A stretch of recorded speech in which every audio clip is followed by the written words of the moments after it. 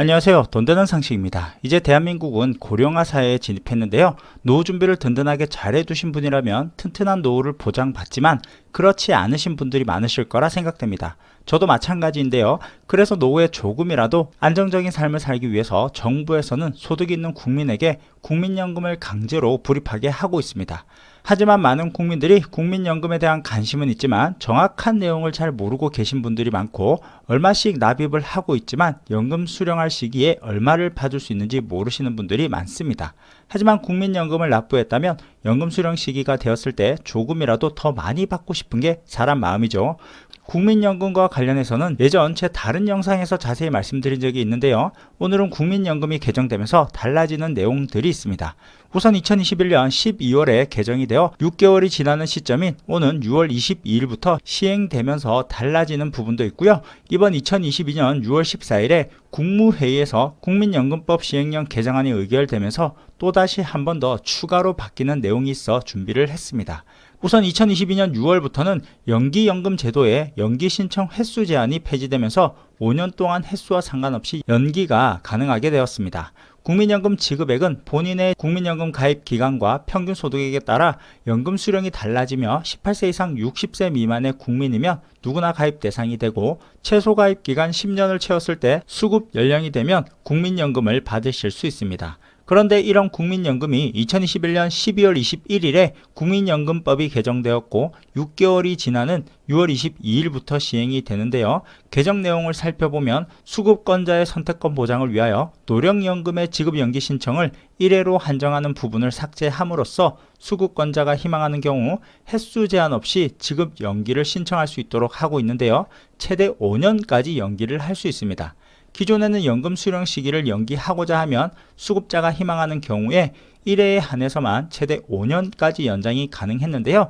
5년 안에 연금 수령 시기를 1년이든 2년이든 한 번만 연기하면 기간이 남았다 하더라도 더 이상 추가로 연기를 할 수 없었던 것을 오는 6월 22일부터는 5년 이내에서 1년마다 5년간 횟수에 상관없이 연기할 수 있도록 변경됩니다.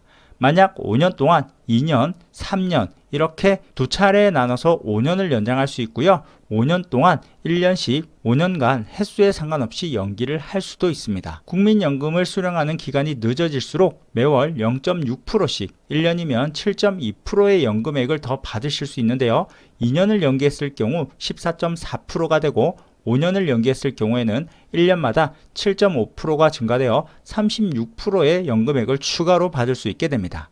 시청하시면서 좋아요 한 번씩 꾹 눌러주세요. 예를 들어서 1년 동안 내가 받는 연금액이 1000만 원이라면 5년을 연기하게 되면 무려 360만 원을 더 받게 되는 겁니다. 하지만 국민연금을 연기하고 안 하고는 본인의 선택이겠죠. 뿐만 아니라 2022년 6월 14일에 추가로 국민연금법 시행령 개정안이 국무회의에서 의결되었는데요. 이번 개정된 시행령의 주요 내용은 다음과 같습니다. 소재 불명으로 인한 수급권자의 지급정지 기준 및 절차를 규정하였고요. 개정된 국민연금법 제76조 및 제86조에 의해서 수급권자가 1년 이상 소재 불명 시 연금 지급을 정지할 수 있도록 법적 근거를 마련하고 유족연금 수급권자의 직권, 지급정지 사유를 구체화하도록 했습니다. 유족연금의 수급권자인 배우자의 소재를 1년 이상 알 수 없는 경우 법 제76조 제2항에 따른 지급정지 신청을 할 수 있는 유족인 자녀가 없거나 자녀가 지급정지 신청을 하지 않는 경우, 유족연금의 수급권자인 배우자 외의 사람이 2명 이상이고 그 일부 또는 모두의 소재를 1년 이상 알 수 없는 경우로서 법 제76조 제3항에 따른 지급정지 신청을 할 수 있는 사람이 없거나 다른 수급권자가 지급정지 신청을 하지 않는 경우, 그리고 유족연금의 수급권자인 배우자 외의 사람이 1명이고 그 사람의 소재를 1년 이상 알 수 없는 경우에는 유족연금의 지급을 정지하도록 규정하였습니다. 그런데 이것도 말이 조금 어렵죠. 그래서 간단히 풀어보자면 유족연금 수급권자가 1년 이상 소재 불명이고 지급 정지를 신청할 수 있는 다른 유족이 없거나 신청하지 않는 경우 유족연금의 지급을 직권으로 정지할 수 있다는 얘기네요. 소재불명 수급권자의 사망이 확인되어 지급정지가 취소된 경우에는 지급정지 기간 동안 지급되지 않은 급여를 법 제55조에 따라 미지급 급여를 받을 수 있는 사람에게 지급을 하는데요. 배우자, 자녀, 부모, 손자녀, 조부모, 수급권자에 의해 생계를 유지하고 있던 형제 자매 순으로 유족연금을 지급받을 수 있습니다. 그럼 본인이 나중에 국민연금을 받게 될 예상연금액과 그동안 납부한 내역 확인을 어떻게 알 수 있을까요? 국민연금 홈페이지에서 또는 내 곁에 국민연금 모바일 앱을 통해서 확인을 할 수 있는데요. 예상연금액은 현재까지 납부한 보험료를 기준으로 만 60세 또는 연금 수급 가능 시까지 계속 납부하는 것을 가정하여 산정한 금액으로 내 연금 홈페이지에 접속을 하시어 국민연금 예상연금 조회에서 알아보실 수 있습니다.